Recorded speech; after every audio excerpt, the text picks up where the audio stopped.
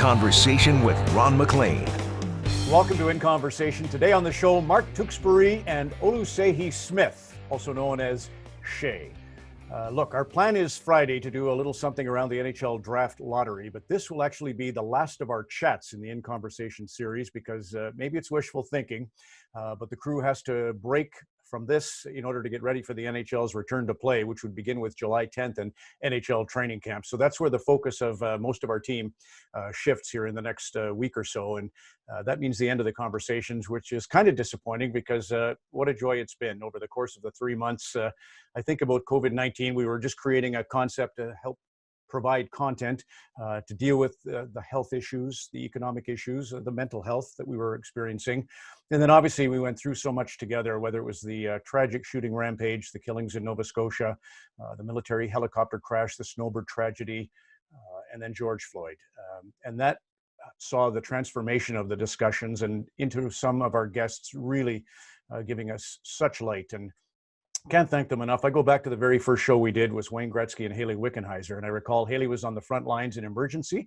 She's a med student now, 6-time Olympians, taking medicine, and was deployed into the front lines, working in ER and telling her stories. And Wayne was saying, gosh, Ron, I felt inadequate sitting in the sunshine, 72 degrees in LA and listening to that story. And it's kind of been that way along the way. And that's why I'm so grateful to have Mark Tewksbury and Shay Smith on the show today. Both are agents of change. In the case of Shay, like Hayley Wickenheiser, he's an Olympian from both the Winter and Summer Games. He competed in Pyeongchang in the 4-man bobsleigh, and he was part of an amazing relay in 2012 in the London Olympics. The Canadian 4x1 team thought they had the bronze medal. They had finished third, but then were disqualified. Unfortunately, Jared McNaughton had stepped on the lane marker, and that meant ran out of his lane, and the Canadians were DQ'd, and from triumph to tragedy in the sporting sense. So he's got a great story. He works in the Athletes Commission now, and he's from Nigeria via Senegal, via Ottawa and Calgary. What a journey. And then you go to Mark Tewksbury, obviously the 3-time Olympic medalist, won gold in Barcelona in 1992. I would say his silver in the medley relay in Seoul in 88 is as impressive, but everything Mark's done is impressive. He was the chef de mission for the London Games in 2012. And I should obviously mention this book coming out December 15th, 1998. Mark came out, and he was the only guy. And he was such a voice for the LGBTQ2 community, for the Olympic movement, for business and the public sector. Everyone he touches, Mark is a hero. So today, to close out our conversations, we have a relay runner and a relay swimmer relaying a torch of enlightenment. Like anything, I guess, I learned when I was young to really practice, to be good at something. Watching the Olympics on TV made me think, I'd kind of like to try that. Sometimes life will require for you to speak up and stand up. What he did just showed so much courage. Mark is a role model for me in so many ways. Sport has taught me every single day to rise to the challenge, not just in my sport, but in life. Jared McNaughton ran out of his lane, stepped on the line as he was about to pass off. A bronze medal they had was only for 5 and 10 minutes. At the moment, it's been snatched away from them by this disqualification. Because those 10 minutes, I will never forget those 10 minutes, even though I'm not watching the video, because I remember what it tasted like, what that success meant. Well, I would forget it, but you guys try to remember this, that success is worth any possible sacrifice you can make. And here are Oluseyi and, of course, Shay and Mark. And it's just a delight to have the two of you, as I mentioned in the preamble a moment ago. Mark, you first. You two know each other really well, so explain the connection. Well, we sit at the board table of the Canadian Olympic Committee together right now because Shay is chair of the Athletes Commission and I'm a board member. But I was Shay's chef de mission in London 2012, and he was part of that amazing Canadian team and the athletics team as well. And we've been through a lot together. So how's that, Shay? Is that a good intro?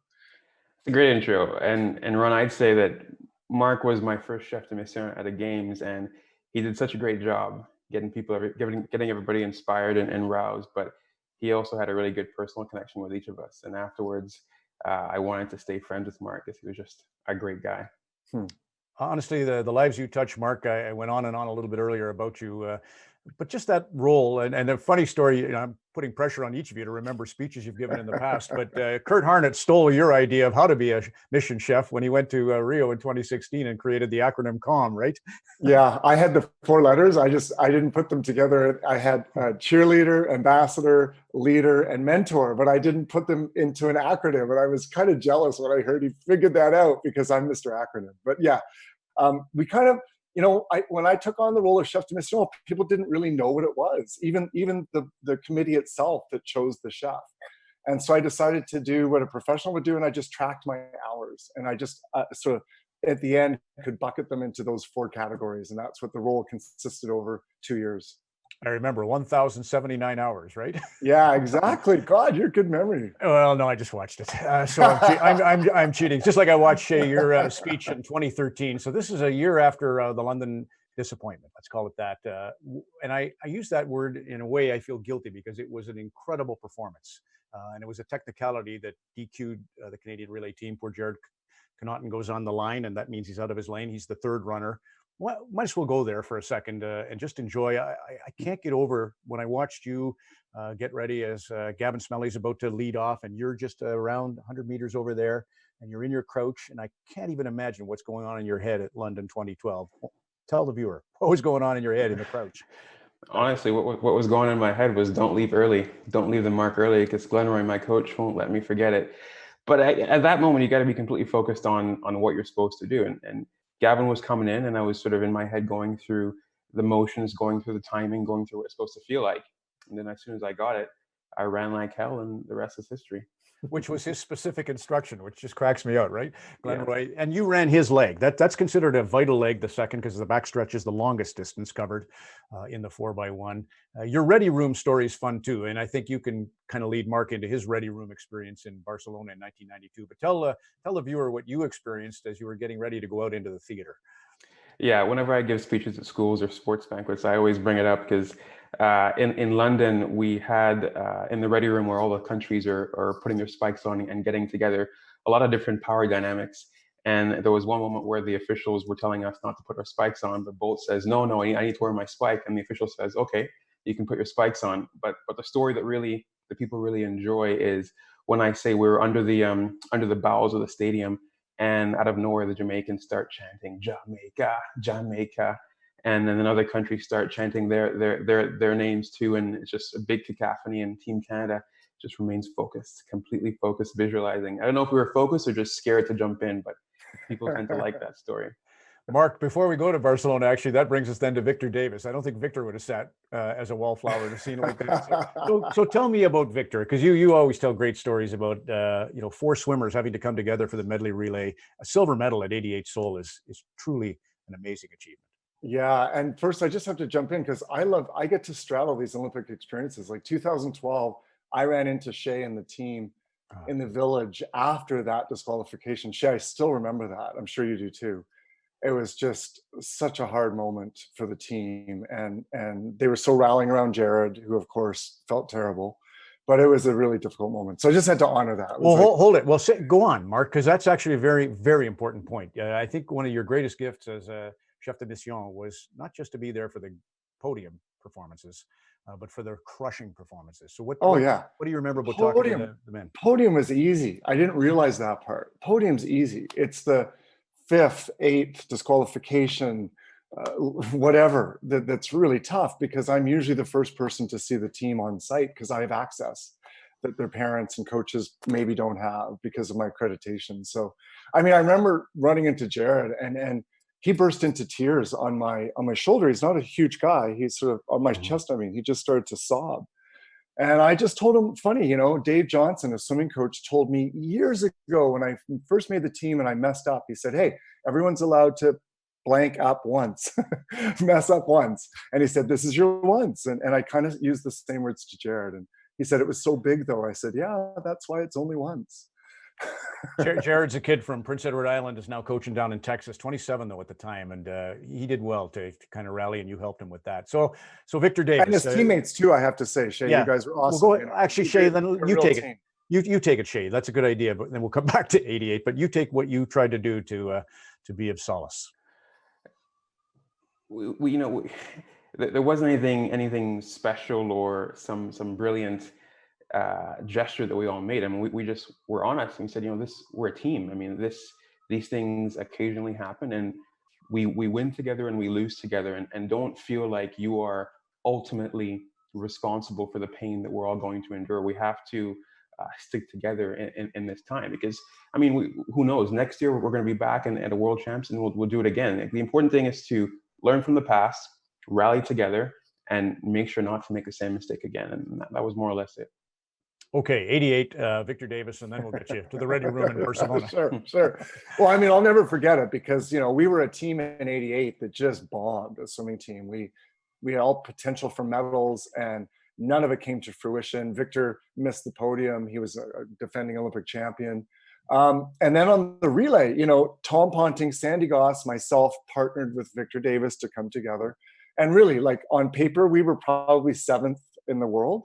But Victor just had this vision that we could do something really special that day. And he really pulled us together. Like, it was the most magical day I've ever had.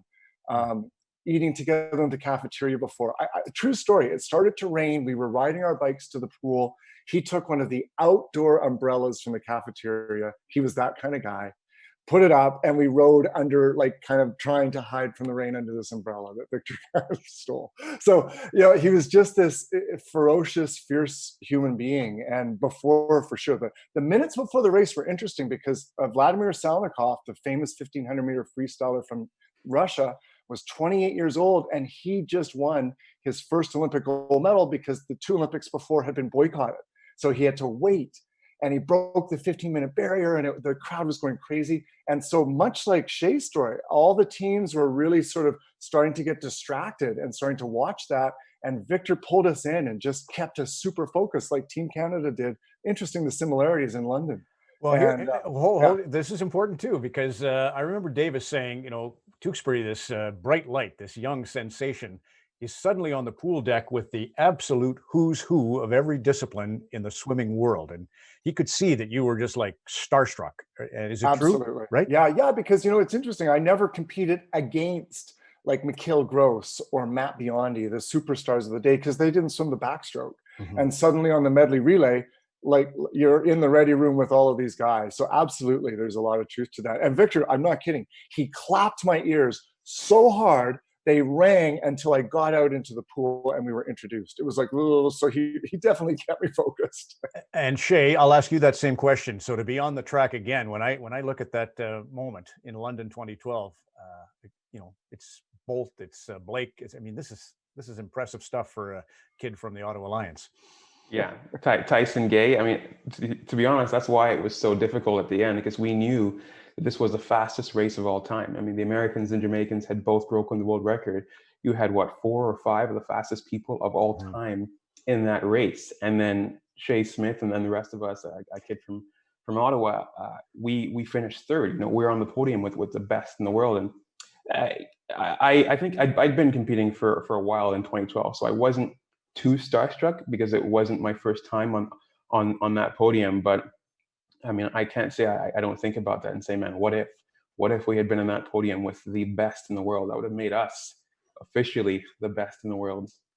Wow. Well, you did do it though. You for 10 minutes, you did do it. So that's I know you can latch onto that for the rest of time, because it was what a run. So Mark, the gold medal in the ready room, I think, is a fun story for you. Debbie Muir the night before is a fun story, but tell us about the preamble to the gold.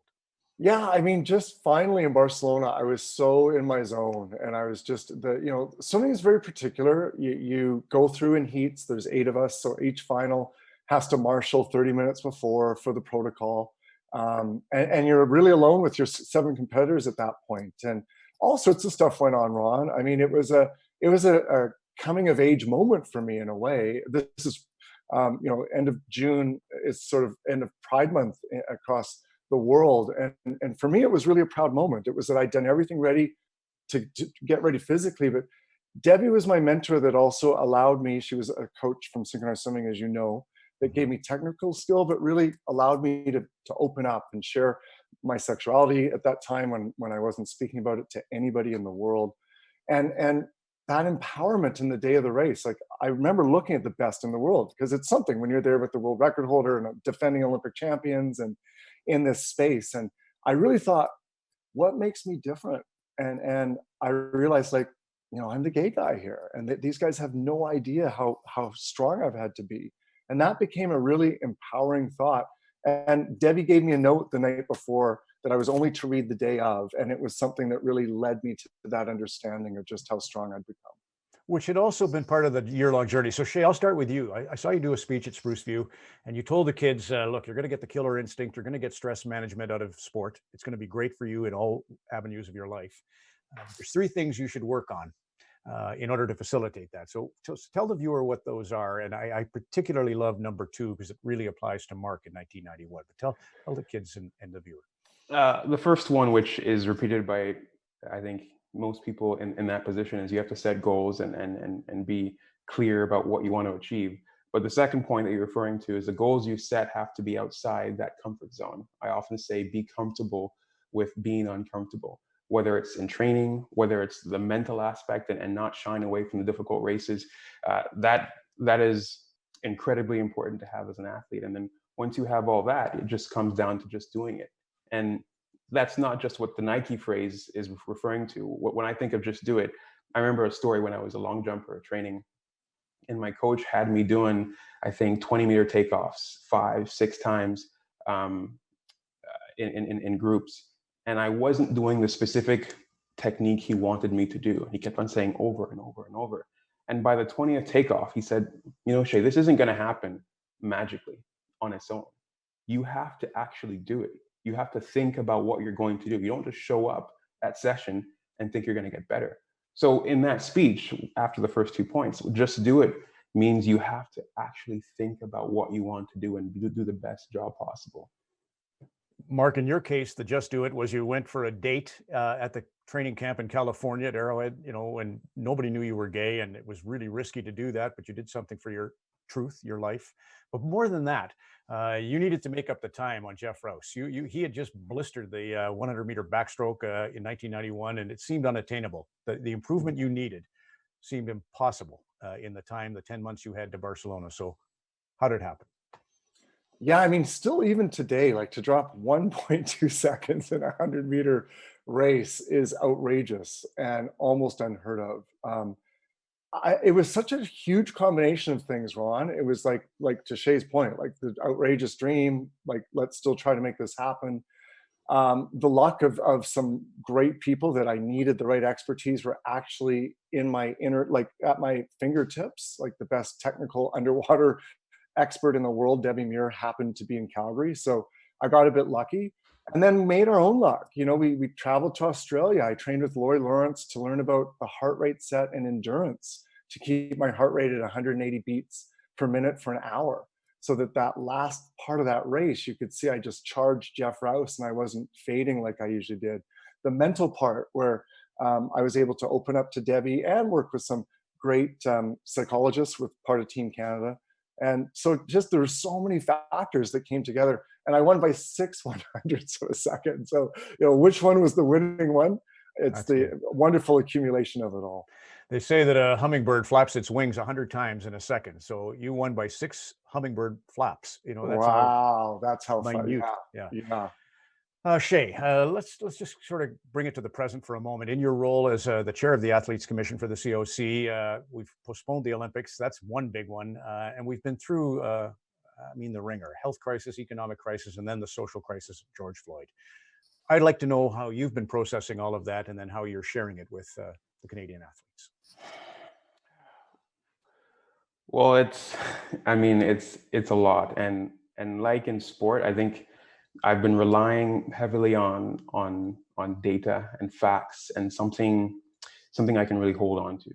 So when we have internally our discussions about, let's start with race, I'm the only Black person on the committee.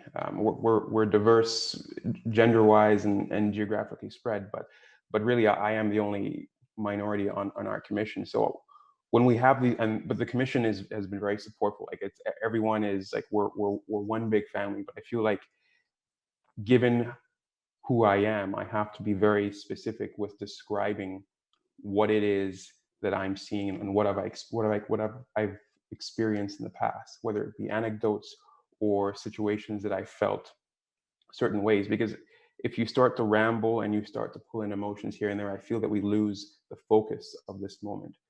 Because we're in a time where there can be tangible change in sport and outside of sport. But to do that, you have to say, here are the facts. Here is the diversity on our Olympic teams, and here's the diversity in sport organizations and boards. Here is what minority athletes have gone through, tangible experiences, and here is it compared to other groups. And what are we going to do to solve this? And why is this a bad thing? Like, why is it bad for the sport community, but the country as whole? Because when you give those specific, tangible responses, I think people are going to be are going to understand maybe a little bit more, and it helps with finding solutions. So that's really how I've been basing most of our discussions in facts. Go ahead, Mark. Well, you know, it's interesting because you talk about the postponement of Tokyo 2020, and I think from the Olympic Committee board perspective, it was exactly the same process. It was trying to be very responsible, taking the facts as we knew them, and making a really tough decision, being one of the, I think, the first National Olympic Committee to say we can't ethically send our team to Tokyo when right now they can't train, and we can't ask them to train because it's a public health measure. So, I think that really helped the athletes then understand at least, okay, now we know, now we can sort of figure out from here what's the next step because we have some facts. The unknown and the hyperbole around things, there's really not a place for them right now. To Shay's point, I think, sticking on things that we know and trying to be really concrete in moving forward to a hopefully successful Tokyo 2021, but also with this social justice matters. It's a real pivotal moment for sport. Go on about, you stay on that, Mark, because obviously December 15th, 1998 is a moment of societal change that you were doing for yourself, but meant so much to others. So you kind of know what you're talking about when you try to shift someone's humanist view of a person's life, their truth. So go on. I absolutely have empathy. I mean, I will never understand Shay's experience exactly because I will never have black skin. So I can't fully understand. Just like people will say to me, I understand when people say that, I just don't understand what it's like to be. And I said, that's fine, but try to at least have some empathy for what the experience might be like and step in someone else's shoes. And for sure, in 1998, I mean, when I decided to come out, it's funny, like I was horrified at like speaking publicly about such a private thing. Like really, I was barely comfortable in my own circle. It was really a big deal. And I used to be horrified of like, maybe in the sports section, it would be like this little thing and the businessmen would be reading it on the plane. And I'd be like, oh, I'll have to account to the business community. And then it ended up on the front page of the Globe and Mail. And it just became a story because people hadn't talked about these issues yet. But Ron, what strikes me was especially the sporting media's reaction to it. People like, well, I won't name names, but people were great. I had a super relationship with people, but everyone said things like, oh, Mark, why do we have to talk about this? Why are you making this an issue?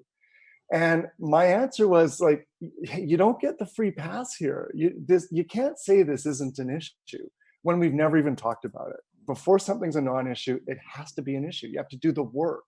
And I think that's exactly where we are right now with the issues of Black Lives Matter and being more diverse and open to representation of really what Canada looks like in 2020. We don't get a pass. It is an issue and we have to do the work to get through it. You want to add to that, Shay?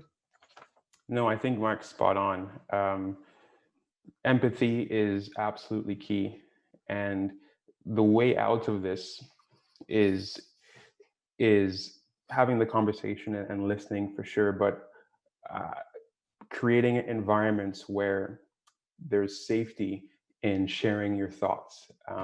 If you want to explain to somebody else what you've gone through and they want to explain to you their perception of it, there should be no judgment in that conversation, because that if there is judgment, it will inherently make people walk on eggshells. And that's something that's been grating at me for some time now. For this to end, we have to look at each other equally and not be quick to judge and quick to sort of put people in one corner. So I think that's all I would add to Mark's eloquent points. And I'd just like to add, Ron, real quick, like I've learned a lot through this. So, there's a difference between not being racist and being anti-racist, and actually being vocal and speaking and being proactive about it. Just like there's, you can say you support gay people and gay pride's great, but do you talk to your children about what that means and how to be more inclusive and what same-sex marriages look like? There's a difference there. And I think that subtlety has been magnified. And I'm even learning myself, I can do more in other areas, and I consider myself an advocate and an ally. So I think there's lots of room for improvement for many people. I'd like to add on to that too about Mark, because I also think that I've been pushed to do more as well, because I've been quiet and not been as vocal as other people that I've seen in social media and traditional media. So this period is inspiring for everybody, I would say. I love that, Shay. Mike Pinball Clemens, I saw him do a little talk the other day. Mark, you and I are going to do something for Speaker Spotlight later in the month, and he was saying, I'm to blame. Mike said, I lost track of what it's like. I had forgotten I had achieved success or a status, and maybe I'd forgotten that, what I had gone through is such an important story, because as Shad, the hip hop artist, says, it's all well and good to look at a book, but unless you have the experiential moment, you don't know. So I'll ask you point blank on that, Shay. What was your first moment of racism in sport? In sport? Or it can be life. Well, I mean, I remember one time I was asked for identification when I was walking through my university campus in broad daylight. One of the security people just stopped me and said, "Hey, can we see some ID?" And I think I was just doing some grocery shopping, and I asked, "Well, why?" And he said, "Just because." So I gave him my university ID, but in hindsight, I was like, I don't have to have ID to be walking around. I wonder why he's just going around IDing people. But there are other overt racism and the smaller anecdotes of racism should always be bundled together. Because there's been instances where you hear car doors lock, or people sort of clutch their purses when you get on the bus, or people cross the road when they see you walking at night, or when I meet new people, I have to go above and beyond to prove to them that I'm, nice, and I'm not going to sort of attack them or steal them, because they're not necessarily entering the conversation with a blank slate. They already have a preconceived notion of me because of my skin, and I have to work extra hard to sort of get to that middle ground. I think those instances of that is more common. Specific to sport, I mean, no, I've never had anyone leave a noose in my shoe bag, like what happened to Bubba and NASCAR. But I would think it just be examples of disparity in how, let's say, I'm punished compared to other athletes on a night out. It's an event and we're competing here, and the guys and girls have gone out. But if we're out too late, then I'm reprimanded a little bit more than everybody else. Why is that? I don't know. And I wish there was something tangible I could hold on to. But at this point, there just hasn't been enough data collection to say this is a perfect example, and here is why. But that's what this moment is for, I guess. Mark, you can follow that. I would say, just watching the mayor of Ottawa, Jim Watson, come out, Oliver Sacks, a great neurologist, author, doctor, come out, your story coming out, Scott MacArthur at the Fan 590 coming out. What a moment, right? So kind of what she, I think, is also explaining there is the duality of having what you experience be your secret. You have to fit in. You got to keep your secret, and you know that. So I would love you to touch on that. Yeah, I mean, being part of the LGBTQ community is interesting because, unlike Shay, I have to declare my difference. Otherwise, I can hide or have keep my secret or whatever, blend, whatever term you want to use. And so, but when I came out, it was fascinating. I think there's a lot of subtle acts of homophobia, racism, and that's, I think, what Shay's referring to. Like it's the little things. It's at 1 minute I'm in line at a friend's wedding, and I'm somebody's hero, and then my partner comes up and I say, "Hey, this is my boyfriend," and all of a sudden, like, they turn around and leave, and I'm just like, wow. Wow, that's hate. Like, that's just right in front of me. That's just shut down. So little things like that, but they're not so little, and they take a toll when you have to face that. But I mean, for years, I couldn't even wake up without thinking I'm gay, and how the outside world would see me because of that. And part of it, Ron, was self-protection. Part of it was just, where am I safe to express myself or not?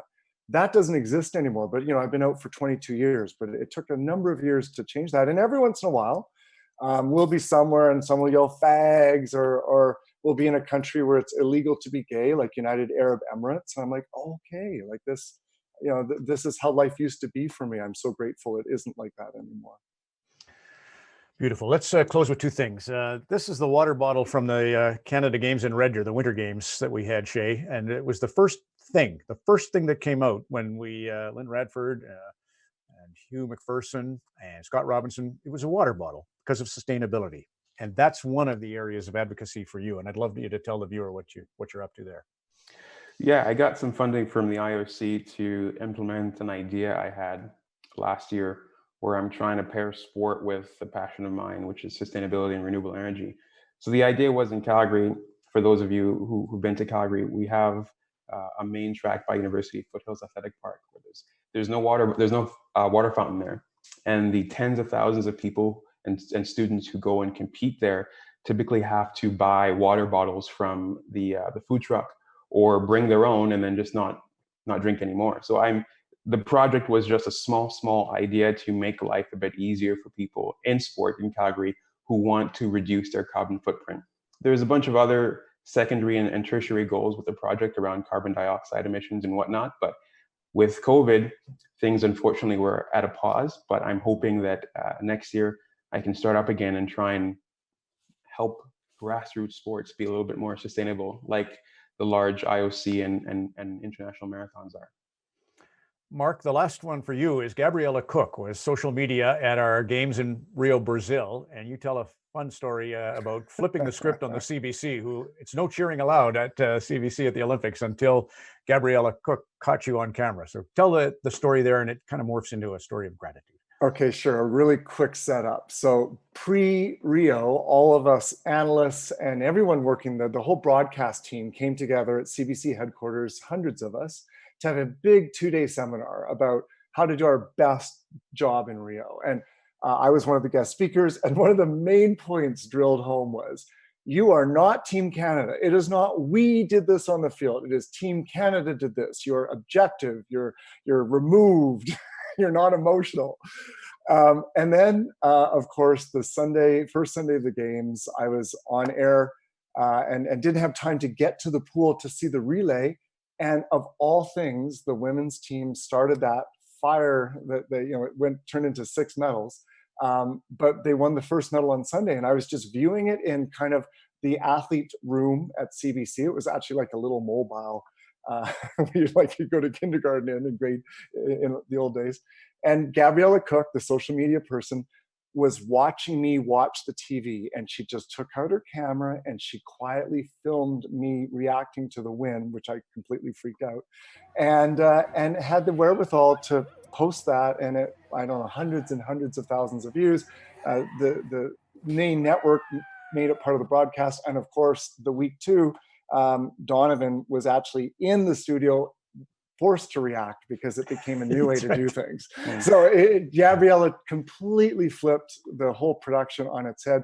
I'm not sure anybody ever actually thanked Gabriella Cook for that. That's the real shame. I don't know if she kind of created a whole new thing, and I don't think she ever got the credit she deserved. So thanks for shouting that out, Rod.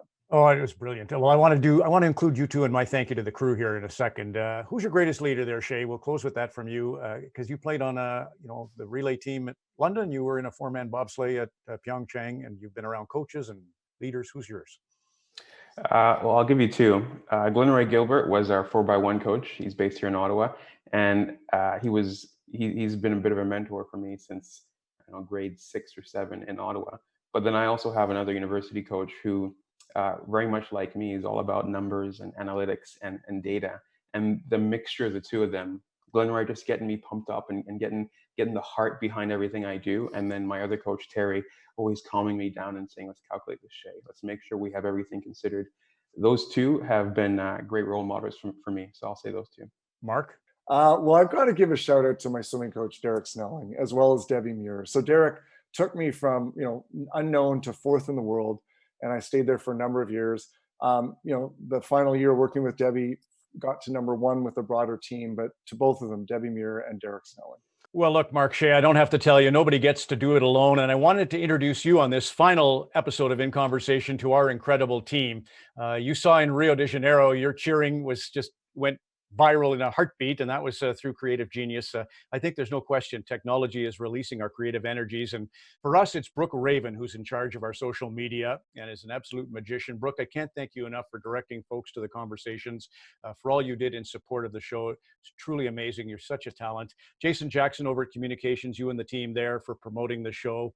Stefan Perry is the man who mixes In Conversation. And it's not easy because we do it through Zoom technology, 30-minute chat, daytime, and then he has just a couple of hours to try and cover it with still photos and videos and bring it to life. And he did that with the help of Mike Alderson, who's a driving force at Rogers Hometown Hockey and Hockey Night in Canada, always makes those shows look big, and dedicated himself to this with Mike Torquia. The two of those men found so many great visuals. I was often just agog watching. I can remember the night we had Megan Augusta and Tyler Stewart of the Bare Naked Ladies, and I looked at that show and I thought, well, it was a good chat, but it's an incredible primetime television show that they pieced together. Carson Illich for the music. He would be the liaison to either get us artists or to clear the music. Thank you, Carson, for that.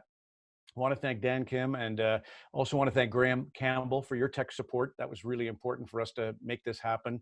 The producers. Matt Marstrom said to me one night, we're going to have Wesley Schultz of the Lumineers. I said, we are? He said, yes. He had seen a tweet that Tyson Berry of the Toronto Maple Leafs was a friend, and the rest is history. And Matt Marstrom and Brian Spear. Brian, for your sense of justice and balance and leadership, the way you guys curated, contacted our guests was amazing. Joel Darling on the helm. Joel came over and set up my little office here to have a studio and did everything to oversee our project and help make it a success. Rob Corte, I want to thank you for green lighting the project. And as I listed all those names, you notice Brooke Raven's the one female. So don't worry. Tara Sloan starts top of her game on Sunday. That'll really help to balance things out. A fantastic show dedicated to women in sport and in society and the importance of their power and their role. Tracy Moore at City TV's got one coming up because we want the conversations to continue.